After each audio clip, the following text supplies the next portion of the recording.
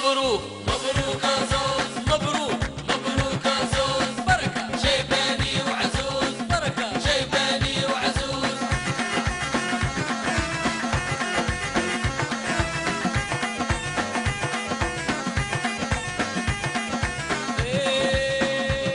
ما فيش إيداع عجبتهم بكل قناع، جيب في الأغاني بفرح زي بوعب عابو فيروز. مبروك مبروك يا زوز، اللي يداعتنا ساعد ساعد جيب من التراث كنوز. مبروك مبروك يا زوز، بركة شيباني وعزوز.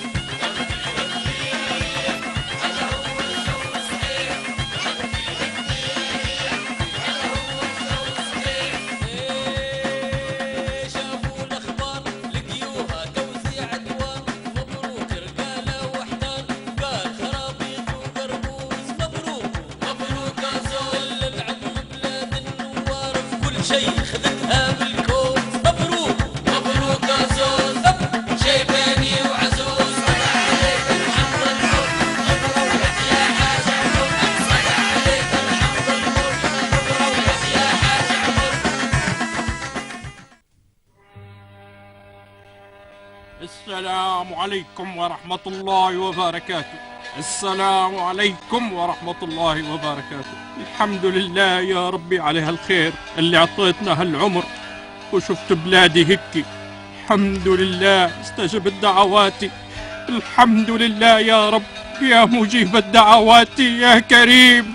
ها يا حنان، تعالي راهو جدي يبكي. يا ماما يا ماما، راهو جدي يبكي.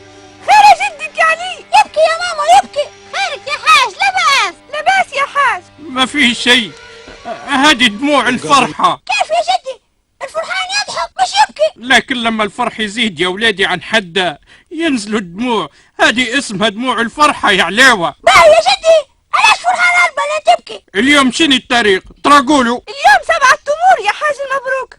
ايه وش معناها 7 تمور؟ يوم للزرع الطليان من ارضنا. ايه جو باش يحتلوا ارضنا، قتلوا اهلنا وعذبونا هلبة ونفوخوتنا وخدوا خيرات ارضنا.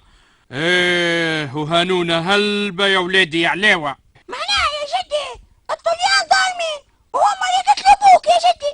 مش ظالمين وبس، كانوا يجمعوا في الليبيين بال20-30 راجل وبعدين يطلقوا النار يقتلوهم قدام صغارهم ونساوينهم. صار هيك الطليان داروا في مارينا، تعرف يا جدي.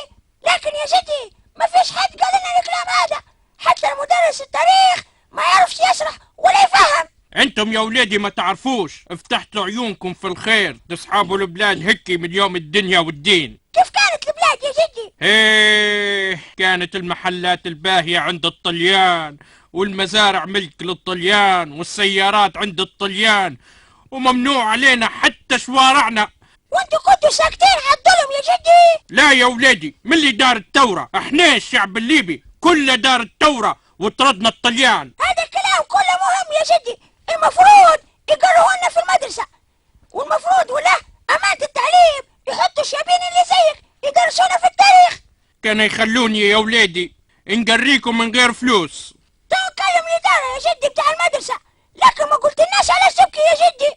ايه هذه قصة تانية يا ولادي. في يوم كنت تحت السرولة نتغدى في المزرعة متاع الطلياني، مر علي شاب وسألني عن المزرعة اللي نخدم فيها وعن معاملة الطليان لينا، وهدرز علي وشكيت له عن الظلم. شوية قال لي يا عمي كان اعطانا ربي هالمزرعة هذه حتكون ملكك انت والجماعة اللي يخدموا فيها. ضحكت انا. شوي قال لي الشاب ما تستغرب الشيء اللي عند ربي مش بعيد، وقال لي قول يا رب. مش انت قلت يا جدي؟ قلت يا رب. ما جاش هذاك العام لنجدت الثورة وطردنا الطليان، وجاني هذاك الشاب ووجه عليه النور وجاب لي الشهادة العقارية في المزرعة باسمي. مشيت قلت له معقولة هذا اللي صار؟